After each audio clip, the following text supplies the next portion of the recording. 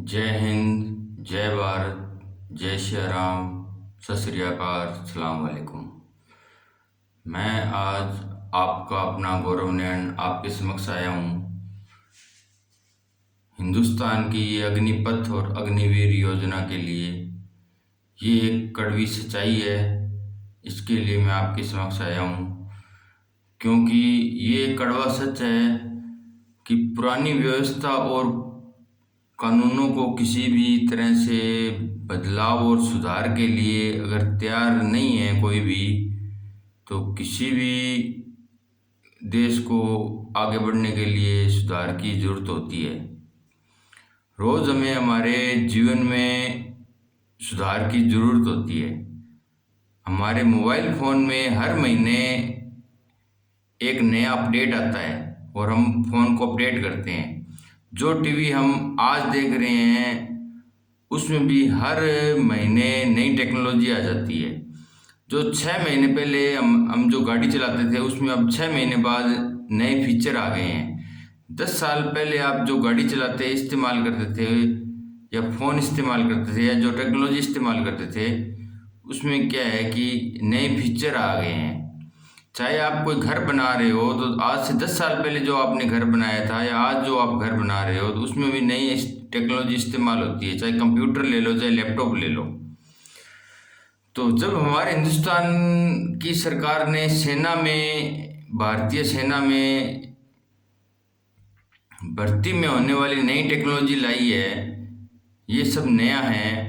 पुरानी व्यवस्था में कोई बदलाव और सुधार होना, ये जो कांग्रेस पार्टी है या समाजवादी पार्टी है या बहुजन समाज पार्टी है, जितनी भी सभी पार्टियां मिलजुल के पूरे भी जो राष्ट्रवादी नहीं है, जो देश का भला नहीं चाहते, जो मेहनती नहीं है, जिनको 17 साल बाद पेंशन चाहिए, जिनको पेंशन चाहिए, फोकट में तनख्वाह चाहिए, ये वो युवा हैं जो 7 से ज़्यादा राज्यों में मतलब क्या कर रहे हैं, आंदोलन कर रहे हैं। तो मेरे कहने का मतलब यही है कि जो ये नई व्यवस्था आई है, नई सेना की टेक्नोलॉजी आई है, इससे भारत को क्या फायदा है? भारत को यही फायदा है कि भारत की जो सेना है वो युवा हो जाएगी, आर्मी, एयरफोर्स और नेवी युवा हो जाएगी। आज चाइना हमारा सबसे बड़ा दुश्मन है, पाकिस्तान हमारे लिए कुछ भी नहीं है। अगर हम सभी 140 करोड़ भारतीय अगर पेशाब भी करें ना तो पाकिस्तान में बाढ़ आ जाएगी भाई साहब। लेकिन असली दुश्मन कौन है? चाइना है। चाइना के पास 30 लाख सैनिक हैं और भारत के पास 15 लाख सैनिक हैं। बस बात यही है कि हम हमारे जो सैनिक हैं युवा लेने हैं। अब गलवान घाटी में अब 1 साल हो गया। गलवान घाटी में जब चाइना के साथ हमारा जो भी बातचीत हो रही थी तो उसमें क्या हुआ, हमारे भारतीय लोकतंत्र ने तो ये कह दिया कि हमारे 20 जवान शहीद हो गए, लेकिन चाइना ने अब 1 साल बाद बताया कि हमारे 40 जवान शहीद हुए थे, मरे थे।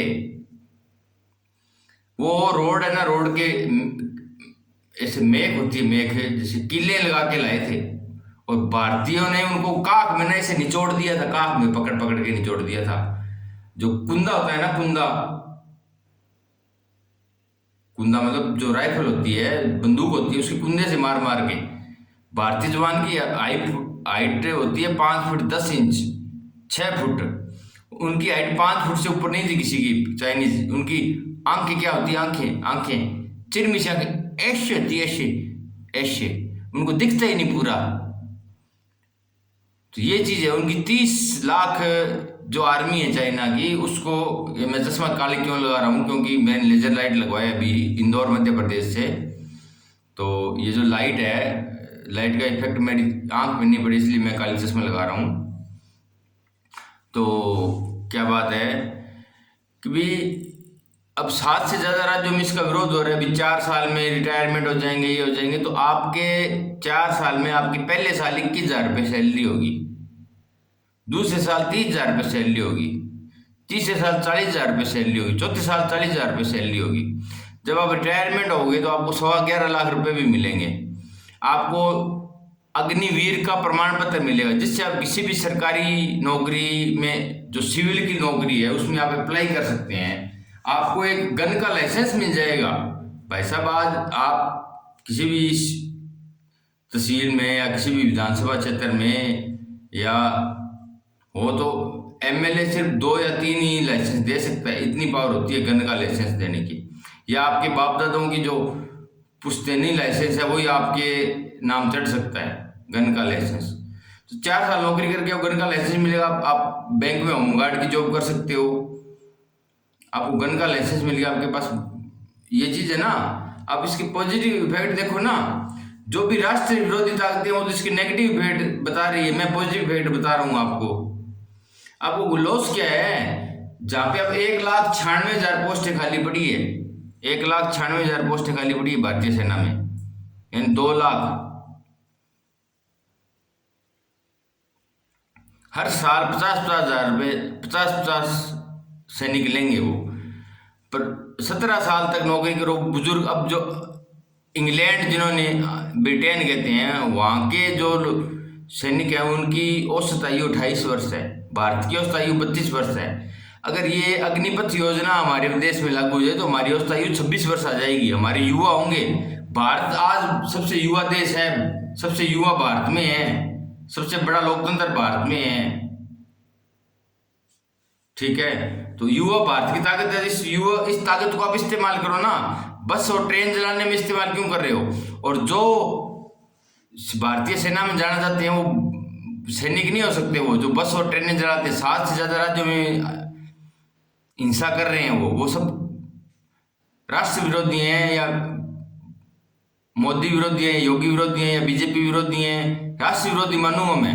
मोदी योगी को बेटा पोता धनगोन करना हुआ। मोदी तो माँ अभी माँ ने बंदूक ले खड़ी कर दे, बोले हम कश्मीर की बॉर्डर पर के मर जाएगी, गोली मारेगा, मर जाएगी, बस ठंड में मर जाइए, गर्मी में मर जाइए, के अभी मोदी के हैं। तो बात आई है भी, मतलब 140 करोड़ भारतीयों के पास वीटो पावर है। भारत में 140 करोड़ वोट है, 140 वीटो पावर है, जो कोई भी वीटो पावर लगा सकता है। जब हमारे हिंदुस्तान की सरकार ने सेना में भर्ती होने के लिए नई टेक्नोलॉजी लाई है तो ये सब नया है, और पुरानी व्यवस्था को कोई बदलाव और सुधार होना नहीं देना चाहता, क्योंकि प्रकृति भी परिवर्तन का विरोध करती है। तो ये तो प्रकृति के कुछ अंश हैं, प्रकृति भी परिवर्तन का विरोध करती है। ये साइंटिफिक बात है। आपने अगर साइंस पढ़ी है तो आपको ये पता होगा, और ये कोई ज़्यादा लंबी छोटी बात नहीं होती, 9th-10th क्लास तक आ जाती है आपके। मैं साइंस का टीचर हूँ, मैथ का भी हूँ, हस्तरेखा विज्ञानी भी हूँ, ज्योतिष रेखा विज्ञानी भी हूँ, आर्किटेक्ट इंजीनियर भी हूँ, हाथ भी देखता हूँ, कुंडली भी देखता हूँ, घर के नक्शे भी बनाता हूँ। घर के नक्शे बनाता हूँ मैं, बंगला या कोठियों के नहीं, जो ईंट पत्थर से बने वो नहीं बनाता, जो परिवार के सदस्य मिलके अपना घर बनाए, घर के नक्शे बनाता हूँ मैं, न कि कोठी और बंगलों के। तो दूध देखने में सुंदर लगे ईंट पत्थर से, परिवार के सदस्य से। मैं राष्ट्रवादी बात करता हूँ, मैं किसी पार्टी का, किसी का विरोध नहीं करता, किसी एक का विरोध नहीं करता। मतलब कहने का मतलब हर एक 140 करोड़ भारतीयों के पास वीटो पावर इस्तेमाल करते हैं और सुधार को रोक देते हैं। हमारे हिंदुस्तान में लोग सुधार को कड़वी गोली खाना ही नहीं चाहते। सुधार की ये गोली है वो कड़वी है। हमारे देश में एक नरम हलवाई और सख्त डॉक्टर में से अगर एक को चुने तो वो लोग नरम हलवाई को चुनेंगे, क्यों? सख्त डॉक्टर क्या होता है कि वो कड़वी गोली देता है और नरम हलवाई जलेबी देता है। हलवाई तो रोज, क्योंकि नरम हलवाई तो रोज भी मिठाइयाँ देगा, आपको जलेबी देगा, और जो डॉक्टर है वो रोज कड़वी गोली देगा, व्यायाम करने के लिए कहेगा, लोगों को कहेगा कि आप अनुशासन में रहो, जरूरत से ज़्यादा नहीं खाओ। और हलवाई क्या कहेगा, जो चाहे जो मर्जी खाओ। यानी हमारे हिंदुस्तान में आज सुधार की कड़वी गोली कोई नहीं खाना चाहता, जबकि उसी व्यवस्था में रहना चाहता है जो पुरानी व्यवस्था है, वर्षों से चली आ रही है। कड़वी गोलियां कभी भी लोकप्रिय नहीं होती, जैसे ये आज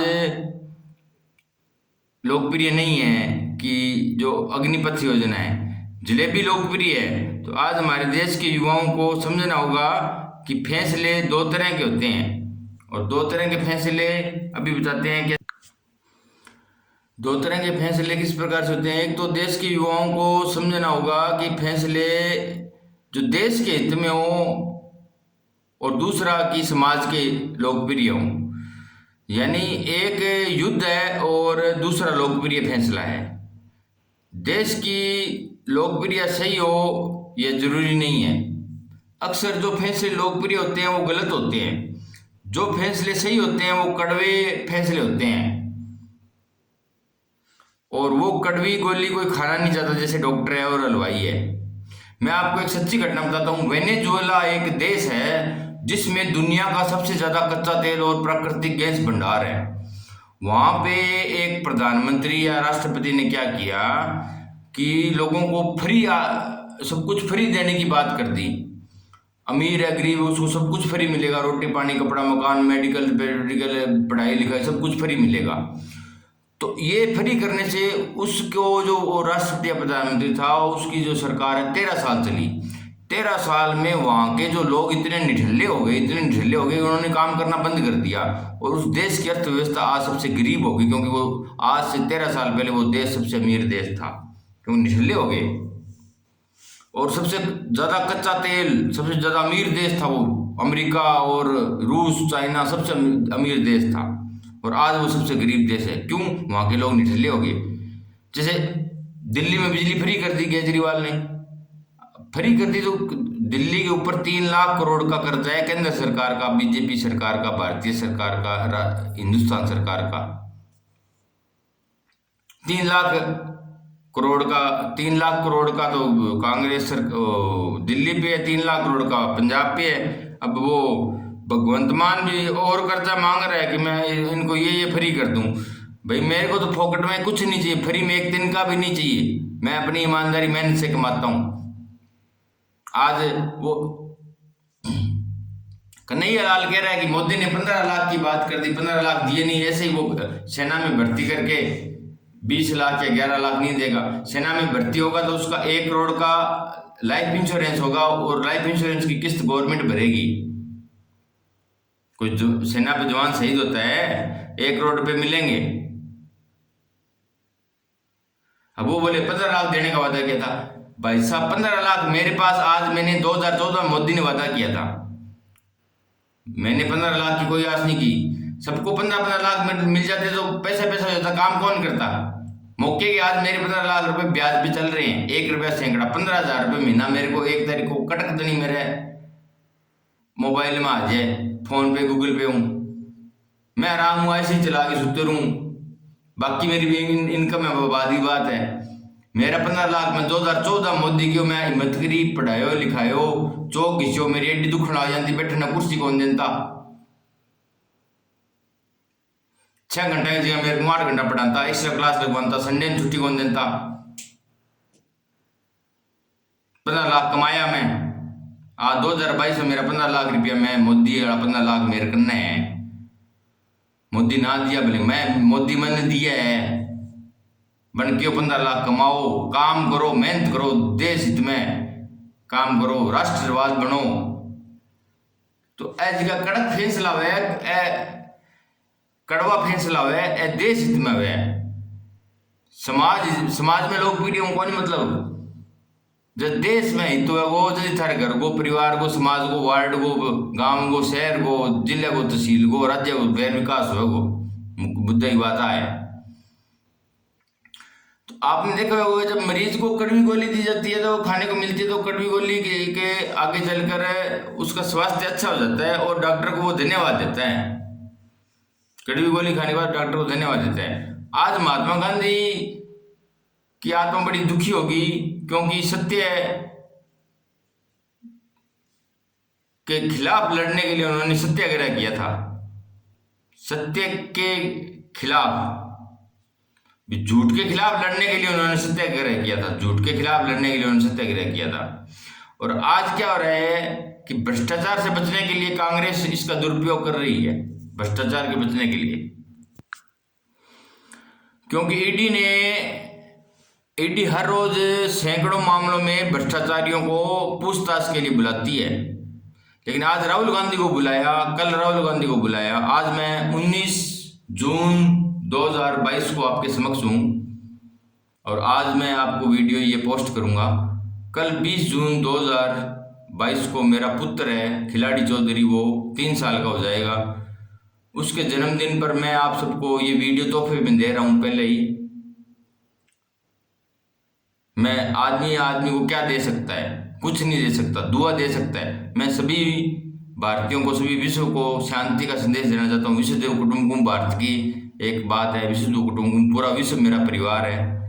इसी रूप में मैं ये बात करना चाहता हूँ। लेकिन राहुल गांधी को जब ईडी ने भ्रष्टाचार के लिए बुलाया, भ्रष्टाचार के मामले में बुलाया पूछताछ के लिए, तो राहुल गांधी ने कांग्रेस के सभी एमएलए, एमपी, मुख्यमंत्री को सबको बुला लिया और कांग्रेस के दफ्तर से ईडी के दफ्तर तक 1 किलोमीटर तक पैदल चला और ऐसा मेला बना दिया जैसे पूरे मतलब धरना प्रदर्शन करो जब तक मेरी ईडी पूछताछ कर रही है। पैदल चल के रास्ता किया और राजनीतिक मुद्दा बना दिया।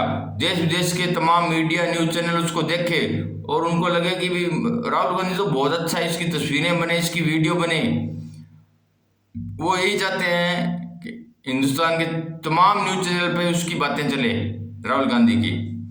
पूरे हिंदुस्तान में लगे कि राहुल गांधी से अच्छा कोई है ही नहीं और पूरा हिंदुस्तान राहुल गांधी के साथ खड़ा हो जाए, राहुल गांधी बहुत लोकप्रिय हो जाए, उसके प्रति सहानुभूति की लहर दौड़ जाए पूरे देश में, मतलब ये पैदा करना चाहता है। पर असल में राहुल गांधी क्या है कि सबसे बड़ा बेवकूफ और सबसे बड़ा मंदबुद्धि इंसान है। अगर आज कांग्रेस इस कगार पे है तो वो राहुल गांधी और सोनिया गांधी की ये वंशवाद नीति के कारण है। अगर वो किसी भी सच्चे ईमानदार इंसान को, सच्चे ईमानदार भारतीय को कांग्रेस का राष्ट्रीय अध्यक्ष बनाते, कांग्रेस के लिए प्रधानमंत्री का उम्मीदवार बनाते, तो आज कांग्रेस विपक्ष में बैठने लायक होती। और बीजेपी सरकार या जो मौजूदा सरकार है, मैं किसी भी सरकार की निंदा नहीं करता, कांग्रेस का बेड़ा गर्क कर दिया इन्होंने। कांग्रेस का मतलब क्या होता है? आज़ादी। इन्होंने गुलामी दी है। कांग्रेस का हिंदी अर्थ पूछोगे आप, जो ब्रिटेन ने कांग्रेस बनाई थी, इंग्लैंड ने, उसका मतलब क्या होता है? आज़ादी। लेकिन इन्होंने कांग्रेस आई कर दिया, कांग्रेस आई। कांग्रेस का पूरा नाम आप सबको, जो कांग्रेसी हैं, जो सनातनी है, जो हिंदू हैं, उनको पता ही नहीं है, जो राष्ट्रवादी हैं। कांग्रेस आई है इसका पूरा नाम, आपको पता ही नहीं है। और आप कांग्रेस को वोट देते हो, कांग्रेस के लिए टिकट लेते हो, कांग्रेस के लिए लड़ाई झगड़ा करते हो, कांग्रेस के लिए डिबेट करते हो, वाद विवाद करते हो। तो मेरे से इस वार्तालाप में कोई गलती हो गई है तो मैं सभी देशवासियों से, भारतवासियों से, हिंदुस्तानियों से माफ़ी चाहता हूँ। जय हिंद, जय भारत, जय श्री राम, सत श्री अकाल, अस्सलाम वालेकुम।